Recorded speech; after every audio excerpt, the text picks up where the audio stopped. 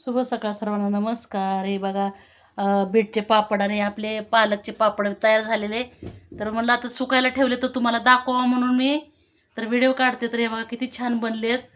आणि पावसाळा दिवस असल्यामुळे थोडं सुकायला वेळ लागतोय. तर आपल्याला सुकल्यावर मी तळून पण दाखवते तुम्हाला मित्रमैत्रिणीनं. हे बघा मग खूपच छान झालेत. हे बघा एकदम मस्त मस्त सुंदर दिसतात एकदम. आणि मी डिझाईन पण केली तशी थोडी मध्ये मध्ये. बीटचं पीठ कालवलेलं ह्याच्यात थोडे थोडे लावले डिझाईन. आणि पालकची डिझाईन ह्याच्यात लावली. हे बघा पण बीटचं असल्यामुळे ते बघा कसं होऊन बसले एकत्र झाल्यासारखं. पण छान झाले, असं दिसायला खूप सुंदर आहे. तर आपण तळल्यानंतर तुम्हाला दाखवते.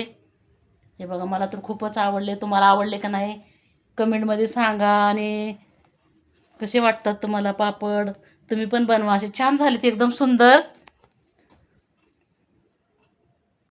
शुभ सकाळ सर्वांना. नमस्कार मित्रमैत्रिणी, यूट्यूब फॅमिली. तर हे बघा मी 8 दिवस बरं नव्हतं, आजारी असल्यामुळं काहीच बनवलं नाही व्हिडिओ. पण पापड तसेच बनवले होते. हे बघा 2 बीट घेतले, त्याचा मिक्सरला हे काढून घेतला आणि थोडा गरम केला, त्याचे हे पापड बनवले.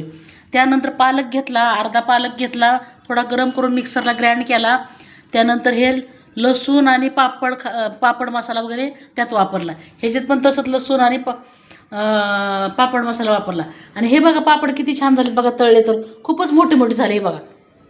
आणि चव पण खूप छान झाली, एकदम चविष्ट. आता मुलं का बरं मुलं नाही खायची, आता खातील आवडीनं.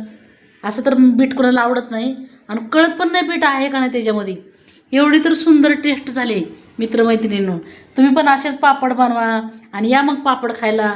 खूप छान झाले बघा पापड. हे बघा एकदम खुसखुशीत.